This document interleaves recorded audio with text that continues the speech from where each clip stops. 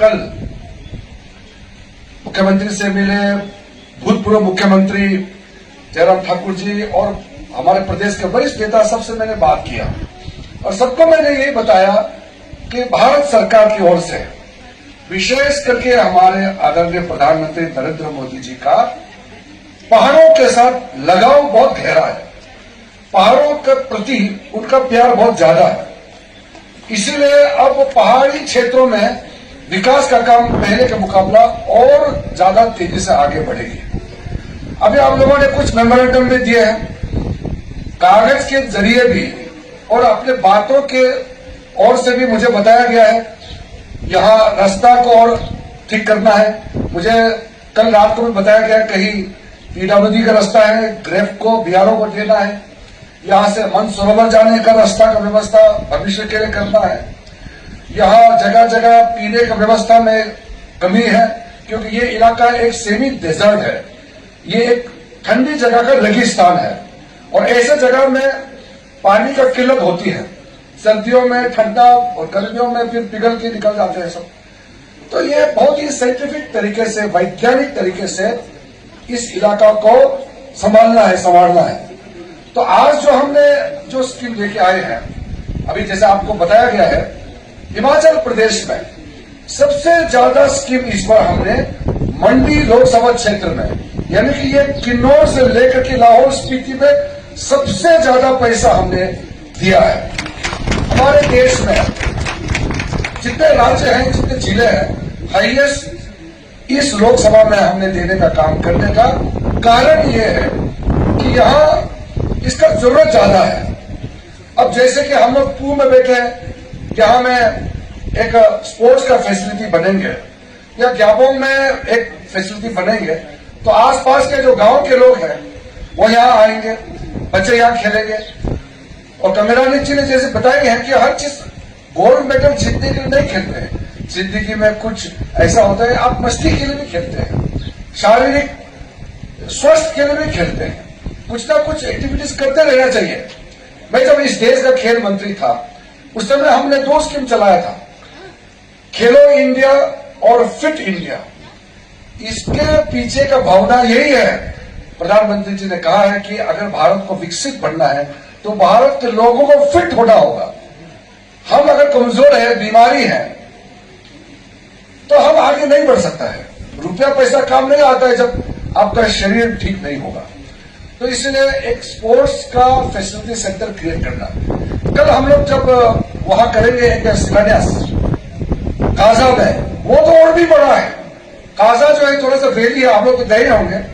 काजा खुला हुआ है, यहाँ थोड़ा सा नेरो है, यहाँ का पहाड़ जरा शार्प है और काजा खुला हुआ एक स्टैंडर्ड का एक वहां काजा में हम लोग शुरुआत करने जा रहे हैं।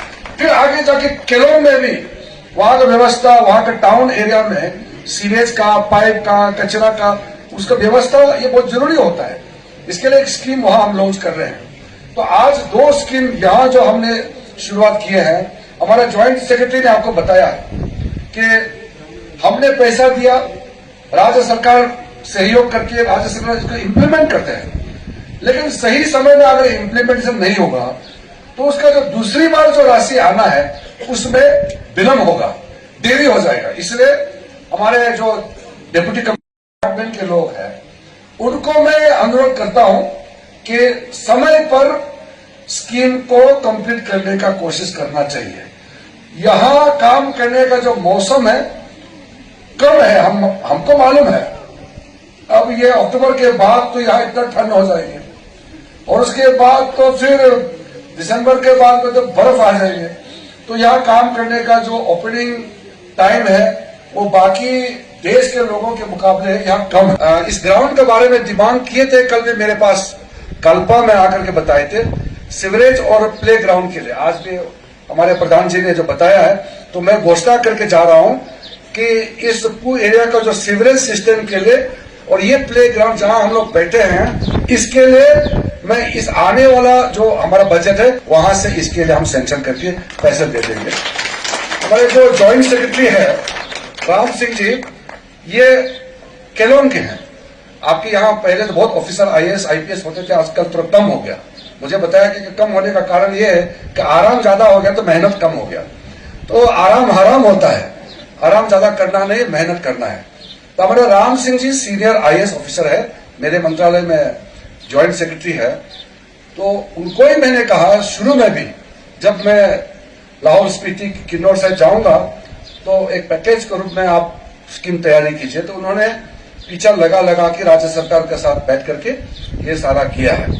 जो चीज मैं आपको बताना चाहता हूं, आपके सांसद कंगना रनौत जी नहीं है, राजनीति में नहीं है। तो जब वो सांसद बनी, लोकसभा में आई, तो मुझे कहा कि किरण जी मैं तो जूनियर हूं, नए हैं, और लेकिन मैं बहुत काम करना चाहता हूं, मैं बहुत अपना मंडी के लिए, लाहौल स्पीति किन्नौर के लिए बहुत काम करना चाहती हूं, मुझे गाइड करना है, मुझे सहयोग देना। मैंने कहा कि देखिए कुछ हकीकत बातें ऐसा है, जो सांसद होते हैं वो जो सुबह शाम छोटा छोटा जो समस्या होता है वो सांसद हल नहीं कर सकते हैं, वो राज्य सरकार करते हैं।